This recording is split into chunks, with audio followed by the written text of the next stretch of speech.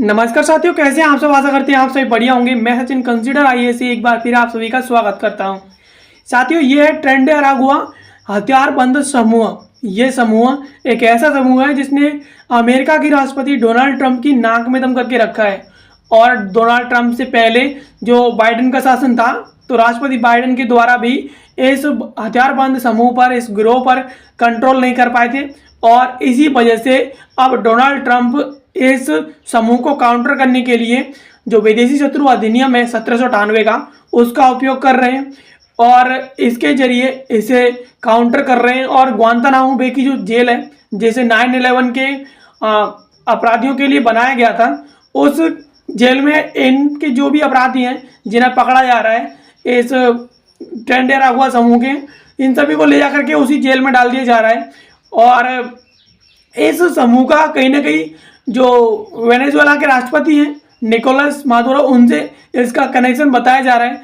और ये समूह उन्हीं के द्वारा बनाया गया था, जो कि अब वर्तमान में मानव तस्करी और यौन उत्पीड़न जैसे आपराधिक गतिविधियों में फंस गया है। इसके चलते अब इस समूह पर किसी का कंट्रोल नहीं है। पहले इस पर वेनेजुएला के प्रेसिडेंट का कंट्रोल था, जिसकी वजह से ये सीधा सही से चलता था। लेकिन अब इस पर किसी का कंट्रोल नहीं है, तो ये आपराधिक गतिविधियों में फंस गया है। और अब इस समूह को काउंटर करने के लिए अमेरिका के जो प्रेसिडेंट है डोनाल्ड ट्रंप, वो विदेशी शत्रु अधिनियम का उपयोग करके इन सभी को पकड़ करके ग्वांतानामो बे की जेल में डाल दे रहे हैं। चलिए इस वीडियो में समझ लेते हैं कि आखिरकार ट्रेंड अरागुआ ये समूह क्या है, और इसके साथ साथ समझेंगे कि जो एनिमी एक्ट है जिसके तहत अमेरिका के प्रेसिडेंट इन्हें पकड़ करके जेल में डाल रहे हैं, उसके बारे में समझेंगे। और इसके साथ साथ वेनेजुएला के जो प्रेसिडेंट है उनसे इस समूह का क्या कनेक्शन है, ये सब समझ लेते हैं आज के इस वीडियो में। खबरों की बात करें तो खबर है क्या है, ट्रेंड अरागुआ समूह और वेनेजुएला का वह गिरोह जिसे युद्धकालीन एलियंस कानून के जरिए ट्रंप निशाना बना रहे हैं। चलिए बात करते हैं ये खबर चर्चा में क्यों है। तो वेनेजुएला के गिरोह ट्रेंड अरागुआ के कथित सदस्यों को निर्वासित करने के लिए सदियों पुराने युद्धकालीन कानून का उपयोग करने के ट्रंप के प्रयास को एक संघीय न्यायाधीश के द्वारा अस्थायी रूप से रोक दिया गया है। यानी युद्धकालीन कानून का उपयोग करके ट्रंप इन सभी को काउंटर कर रहे थे, जिसे अमेरिका के ही एक संघीय न्यायाधीश के द्वारा अस्थायी रूप से उस पर रोक लगा दी है। ट्रंप ने 1798 के विदेशी शत्रु अधिनियम का इस्तेमाल किया है, जो राष्ट्रपति को युद्ध के दौरान किसी दुश्मन देश के नागरिकों को निर्वासित करने और हिरासत में लेने की अनुमति देता है।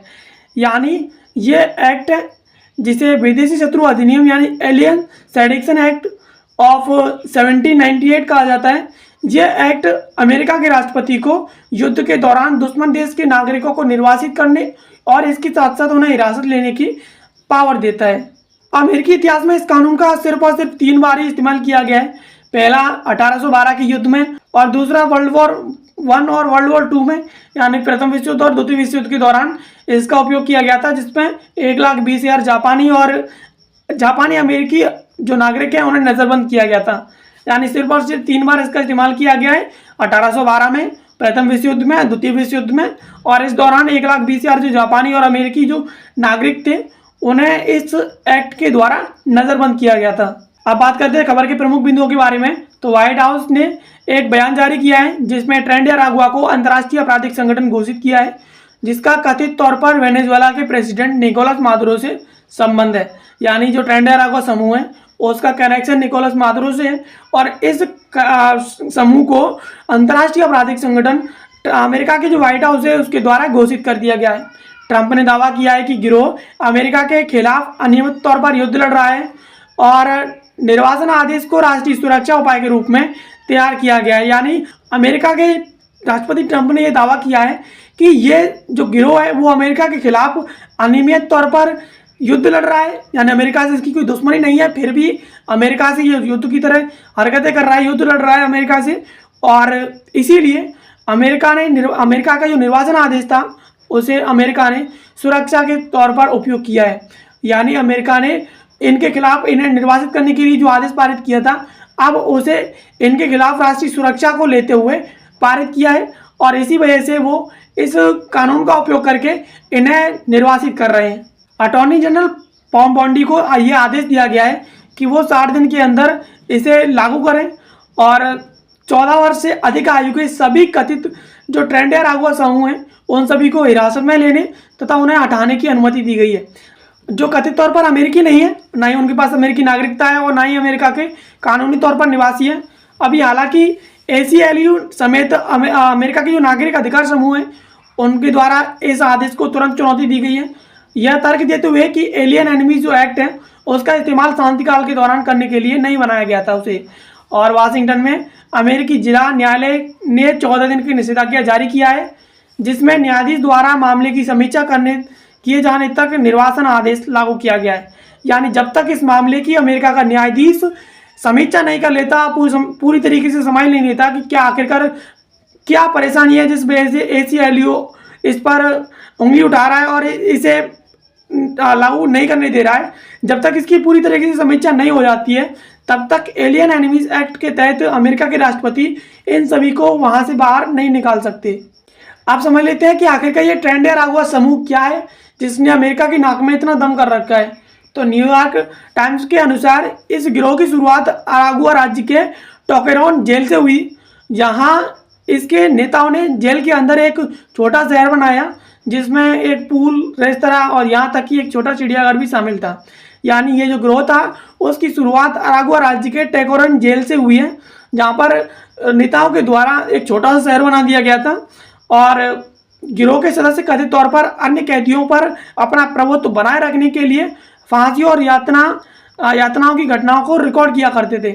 यानी जो गिरोह के ताकतवर सदस्य होते थे वो अन्य कैदियों पर जो उनसे कमजोर होते थे उनको फांसी जैसी सजाएं देते थे और यातनाएं देते थे जिससे वो उनके कवर में रहे। और जैसे ही वेनेजुएला की अर्थव्यवस्था दुरुस्त हुई और यह गिरोह लैटिन अमेरिका में फैल गया और कोलंबिया, चिली, ब्राज़ील और अन्य स्थानों पर भी ये सक्रिय हो गया। ट्रेंड अरागुआ यौन तस्करी, मानव तस्करी, मादक पदार्थों की तस्करी और हिंसक अपराध में संलिप्त है।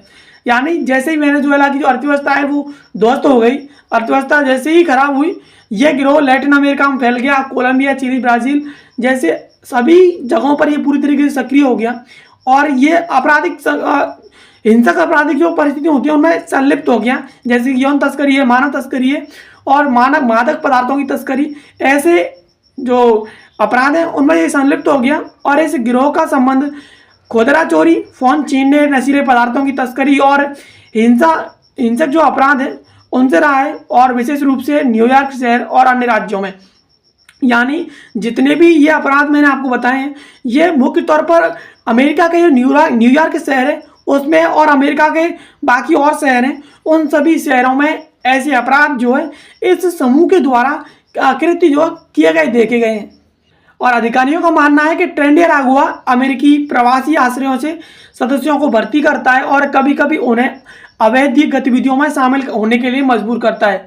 अधिकारियों का कहना है कि जो ट्रेंड अरागुआ समूह है वो अमेरिका के जो अप्रवासी समूह हैं, आश्रय हैं, वहाँ से सदस्यों की भर्ती करता है और उसके बाद उन्हें अवैध गतिविधियों में शामिल होने के लिए मजबूर करता है। और मई 2024 में संघीय अधिकारियों ने एक बहुराज्यीय तस्करी अभियान का पर्दाफाश किया है जिसमें तस्करी के कर्ज का भुगतान करने के लिए वेनेजुएला की महिलाओं को यौन संबंध बनवाने के लिए मजबूर किया गया है। यानी अभी हाल ही में अधिकारियों ने एक ऐसा बहुराज्यीय अभियान तस्करी का पर्दाफाश किया है जिसमें महिलाओं को यौन संबंध बनाने के लिए मजबूर किया गया था। यानी उन्हें घिनौने कृत्य करने के लिए इस समूह के द्वारा मजबूर किया जा रहा था। अमेरिका के राष्ट्रपति डोनाल्ड ट्रंप ने इस गिरोह की उपस्थिति पर अभियान चलाया है तथा बाइडेन प्रशासन पर इसके सदस्यों को अमेरिका में प्रवेश करने से रोकने में विफल रहने का आरोप लगाया है। अमेरिका के राष्ट्रपति डोनाल्ड ट्रंप ने अब जो बाइडेन प्रशासन था उस पर आरोप लगाया है कि उसके द्वारा इस गिरोह को अमेरिका में प्रवेश करने से नहीं रोका गया है और अब हम इस गिरोह की उपस्थिति पर अभियान चला रहे हैं तथा इस गिरोह को इस देश से निकाल कर फेंक देंगे। फरवरी 2024 में ट्रंप प्रशासन ने ग्वांतानामो बे में गिरोह के 10 कथित सदस्यों को हिरासत में लिया है। हालांकि उनके रिश्तेदारों द्वारा उनकी संलिप्तता पर विवाद है। यानी फरवरी 2024 में अमेरिका के राष्ट्रपति ट्रंप के द्वारा ऐसी गिरोह के 10 सदस्यों को ग्वांतानामो बे की जेल में नजरबंद किया गया है। हालांकि इस बात पर विवाद है कि वो इस गिरोह के सदस्य थे भी या नहीं, इसको लेकर के रिश्तेदारों के द्वारा विवाद जो है उनकी संलिप्तता पर विवाद पैदा किया गया है। तो दोस्तों ये एक ऐसा समूह है जिसे वेनेजुएला के प्रेसिडेंट के द्वारा उनसे कनेक्शन इसका बताया जा रहा था, और इसके साथ साथ इस समूह को एक जेल में बनाया गया था। और जैसे ही वेनेजुएला की अर्थव्यवस्था ध्वस्त हुई, ये गिरोह वेनेजुएला के जो नज़दीकी देश हैं उन सभी में फैल गया, और मुख्य तौर पर यह अमेरिका में फैल गया। और अमेरिका में जिस टाइम पर ये फैला था उस टाइम पर प्रेसिडेंट बाइडेन का प्रशासन था, और बाइडेन के द्वारा इसे नहीं रोका गया है, और इसके चलते ट्रंप के द्वारा उन पर आरोप भी लगाए गए हैं। और वर्तमान में प्रेसिडेंट ट्रंप इस समूह को नज़रबंद करने के लिए, इस समूह को निकाल फेंकने के लिए ट्रंप प्रशासन के द्वारा अभियान जारी किया गया है। अभियान चल रहा है, और इस समूह के जो भी सदस्य हैं, जो खतरनाक सदस्य हैं, उन सभी को ले जा करके ग्वांतानामो बे की जेल में डाल दिया है। और जो पामबॉन्डी अमेरिका के अटॉर्नी जनरल है, उन्हें आदेश जारी किया गया है कि वो 60 दिन के अंदर 14 वर्ष से अधिक उम्र की जो भी ट्रेंड अरागुआ समूह है, उन सब समूह के सदस्य हैं, उन सभी को पकड़ करके देश से बाहर निकालो और उन्हें हिरासत में ले लो, ऐसा आदेश जारी किया गया है। तो आशा करते हैं कि वीडियो आपको पसंद आई होगी। ऐसी वीडियोस के लिए आप हमारे चैनल को सब्सक्राइब कर लीजिए। बाकी मिलते हैं किसी अगले वीडियो में किसी नए और इन्फॉर्मेटिव टॉपिक के साथ। तब तक के लिए आप सभी का बहुत बहुत धन्यवाद।